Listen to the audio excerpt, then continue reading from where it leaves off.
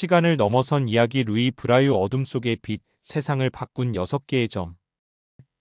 사랑하는 여러분, 이 세상에는 육체의 한계를 넘어선 강인한 정신력과 빛나는 지성으로 인류에게 지대한 공헌을 한 위대한 영혼들이 존재합니다.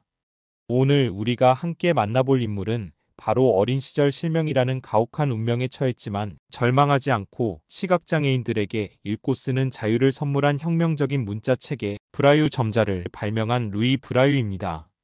그의 이야기는 하나님의 기적적인 손길이 어떻게 한 사람의 고통을 통해 모든 시각장애인에게 지식과 소통의 빛을 선사하고 삶의 존엄성을 되찾아 주었는지를 보여주는 감동적인 증거가 될 것입니다.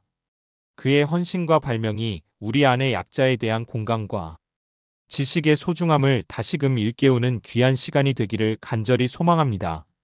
어린 시절에 비극 드리운 어둠. 1809년 프랑스의 작은 마을에서 마구 제조공의 아들로 태어난 루이 브라유는 호기심 많고 활발한 아이였습니다. 그러나 3살이 되던 해 아버지가 일하던 마구간에서 날카로운 송곳에 왼쪽 눈을 찔리는 불의의 사고를 당합니다.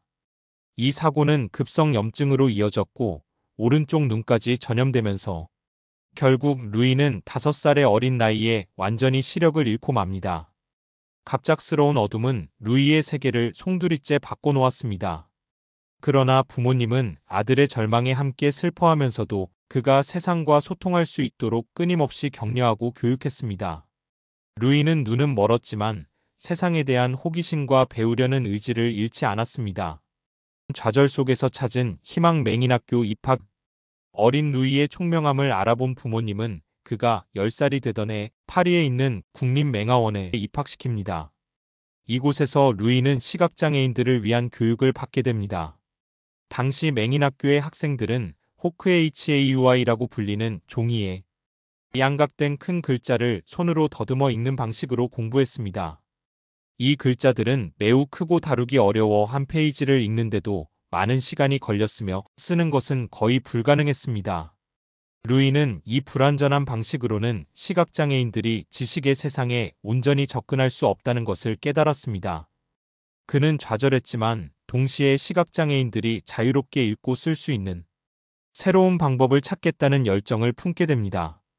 밤에 문자 군인의 암호에서 영감을 얻다. 루이가 맹아원에서 공부하던 12살 때 샤를 바르비에라는 퇴역 군인이 학교를 방문했습니다. 바르비에는 군인들이 밤에 소리 없이 통신하기 위해 만든 밤의 문자라는 암호 체계를 소개했습니다. 이 암호는 점과 선을 조합하여 메시지를 전달하는 방식이었습니다. 루이는 이 암호에서 시각장애인들을 위한 새로운 문자의 가능성을 발견했습니다. 바르비에의 문자는 12개의 점으로 이루어져 복잡했지만 루이는 이 아이디어를 발전시키기 위해 끊임없이 연구했습니다. 그는 점의 개수를 줄이고 효율성을 높이는 방법을 밤낮 없이 고민했습니다. 6개의 점, 새로운 세상의 시작. 불과 15세의 어린 나이에 루이는 끈질긴 연구 끝에 혁명적인 아이디어를 완성했습니다. 바로 6개의 점을 기반으로 하는 문자 체계였습니다. 이 6개의 점은 총 63가지의 조합을 만들어낼 수 있었고 이는 알파벳, 숫자, 구두점, 심지어 수학 기호와 악보까지 표현하기에 충분했습니다. 그의 점자는 기존의 어떤 문자보다도 빠르고 효율적으로 읽고 쓸 수 있는 방식이었습니다. 이 얇은 종이에 송곳으로 점을 찍고 반대편에서 손가락으로 그 점을 읽는 방식은 시각장애인들에게 자유로운 소통과 지식의 문을 열어주는 놀라운 발명이었습니다. 이것이 바로 오늘날 전 세계에서 사용되는 브라유 점자의 시작이었습니다. 세상의 외면과 편견 속에서도. 그러나 루이 브라유의 발명은 처음부터 환영받지 못했습니다.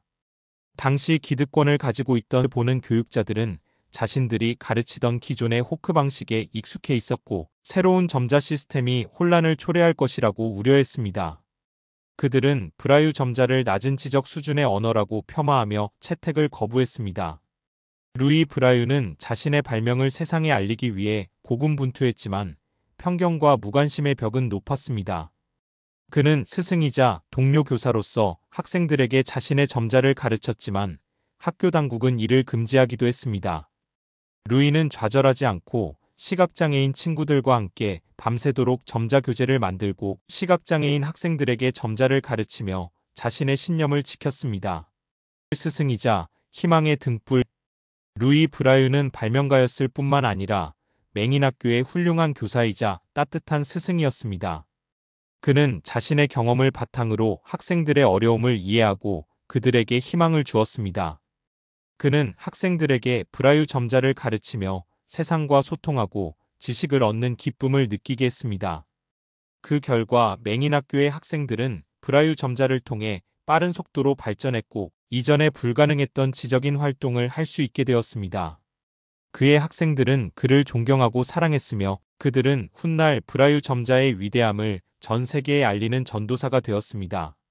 늦게 찾아온 인정과 영원한 유산 루이 브라유는 1852년 안타깝게도 자신의 발명이 전 세계적인 인정을 받는 것을 보지 못한 채 43세의 젊은 나이로 결핵으로 세상을 떠났습니다.